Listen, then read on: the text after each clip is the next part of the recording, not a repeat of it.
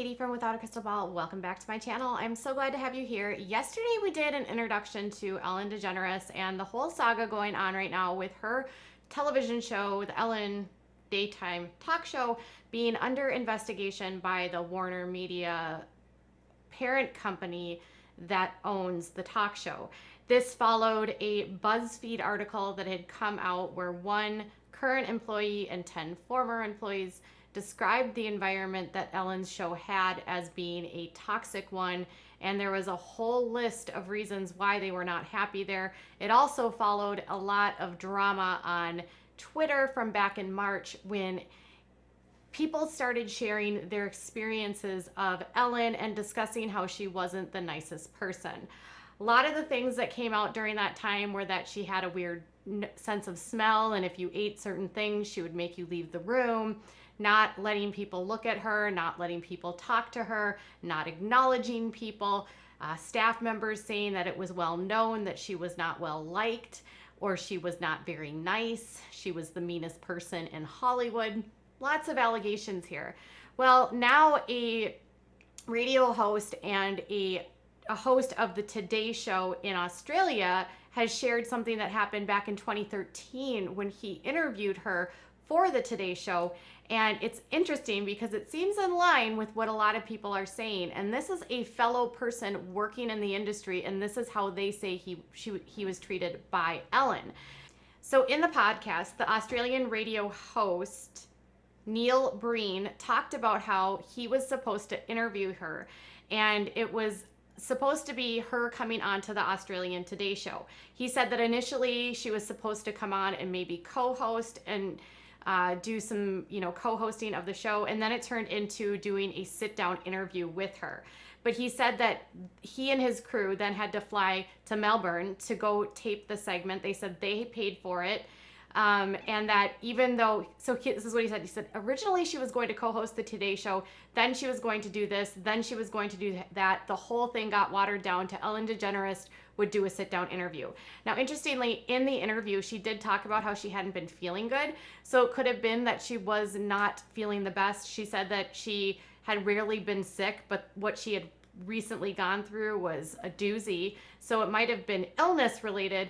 But he said that when he got there, he was sent directions about how this interview was going to go with her. And he says that they got very specific rules about working with her. And those were, because it's the Ellen, this is what he said, because it's the Ellen show, they controlled everything. They controlled the interview, seats, and lights, and how it would work, everything. The producers called us aside and said, this is how it's going to work here this morning. Ellen's going to arrive at 10:15, and she'll be sitting in a chair here, and Richard, you'll sit in a chair here. And then he says, Neil, no one talks to Ellen. You don't talk to her. You don't approach her. You don't look at her. She'll come in, she'll sit down, she'll talk to Richard, and then she'll leave. What? Imagine doing an interview with someone who is supposed to come onto your show and actually co-host, and they're coming onto your show, and then they direct the interview saying, you can talk to her, but you can't talk to her before. You can only talk to her when the cameras are on. You can't look at her. You can't approach her. And then when you're done, you're done. I can't imagine what he must have been feeling like during that whole thing. And then when you watch the interview, I actually did. It was linked into an article that I was reading about it. It's very awkward. And he says, I found the whole thing bizarre. He also said that every word that she said, like her staff would laugh at. Oh, he said, I'm not blaming Ellen because I didn't get to talk to her. I don't know whether she's a nice person or not. I wouldn't have a clue. But I can tell you the people who worked with her walked on eggshells the whole time.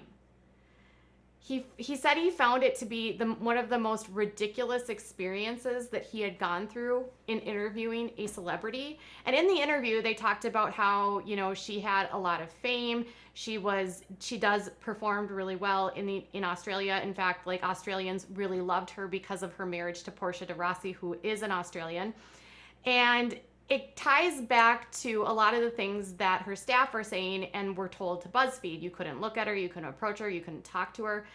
And an interview that she did in 2018 with the New York Times, I was reading this morning and I found it actually sort of telling, because in the interview, she sat down with the New York Times and talked about how being classified as the nice person has her sort of in sort of a sense of constraints, because when she's on the talk show, she even likened herself to being a character. She said she was a character playing the role of a daytime talk show host, and that she's not always that person. So she finds it odd when she meets someone on the street and they stop her and she's not smiling and not dancing, and people are like, well, hey, you're not smiling and dancing, and she's like, of course, I'm just walking.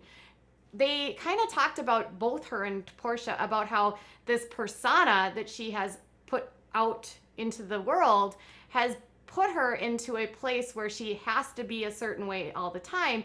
And if she's not that person, then she's deemed as being mean or being nasty. Now, she scoffed at the assertion that she wasn't a nice person. She scoffed at the assertion that these rumors, even back then, were circulating that she was the queen of mean. She said that simply wasn't true, that she was allowed to have bad days. But even 2 years ago, she was debating leaving the talk show because she felt like it was stifling her or maybe strangling her into being something that she was not. Now, this is sort of what I said the other day. She has never been this kind of person that's been over the top, over nice.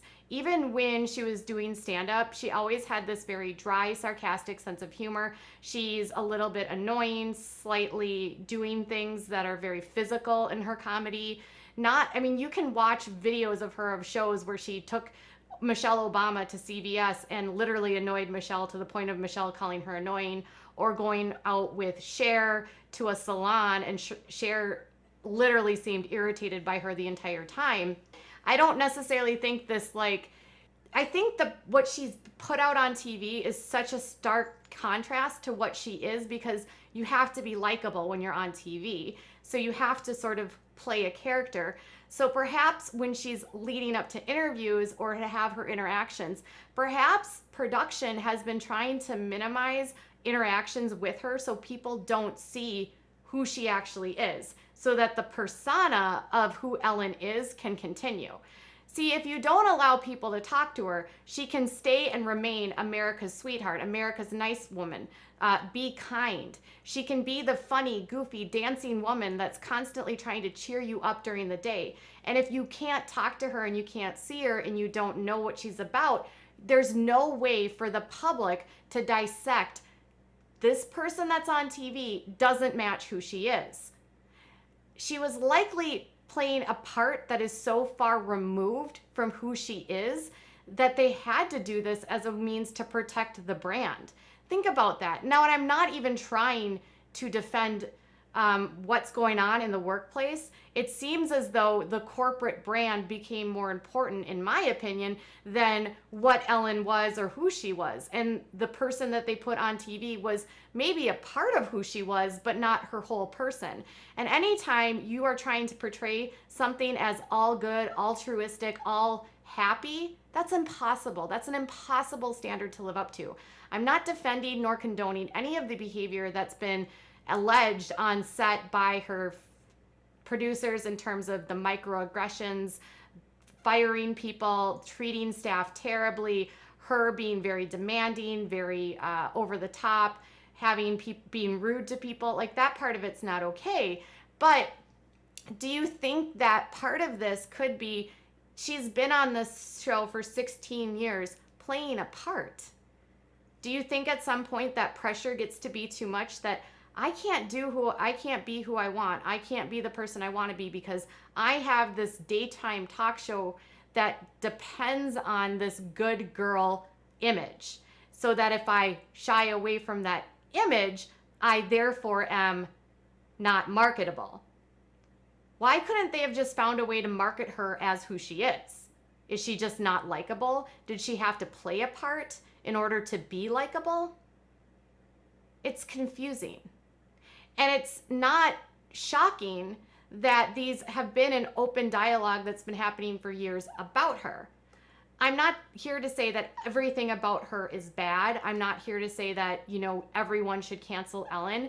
I think there's probably issues going on. I think she's not as nice as people think she is, but nobody's nice all the time. And I think her interview with the New York Times was telling, because even her wife, Portia, described her as more complicated than the person that you see on TV. And they discussed her being darker, wanting to take conversations in different directions than what you would see on TV. So if your own personality is darker and more sort of sarcastic than what you see on TV, could you see how that could maybe make it hard to live up to? At some point, if you're living a facade or if you're putting up a front, it's all going to come crashing down. And if you're not being authentic, the cracks will be exposed. It's just unfortunate that this is where we're at today, and that her production made the environment so toxic to protect that picture that they had created. So tell me what your thoughts are about this broadcaster saying that he went to interview her and he wasn't allowed to look at her. What do you think about the potential that the producers are doing this to protect the image and the brand? And then what do you think about the psychological component that would put on the head of someone like Ellen? Do you think the show will be canceled? What do you think will come with the investigation? And with so many people coming out, can the show survive? Tell me your thoughts in the comments below. Bye.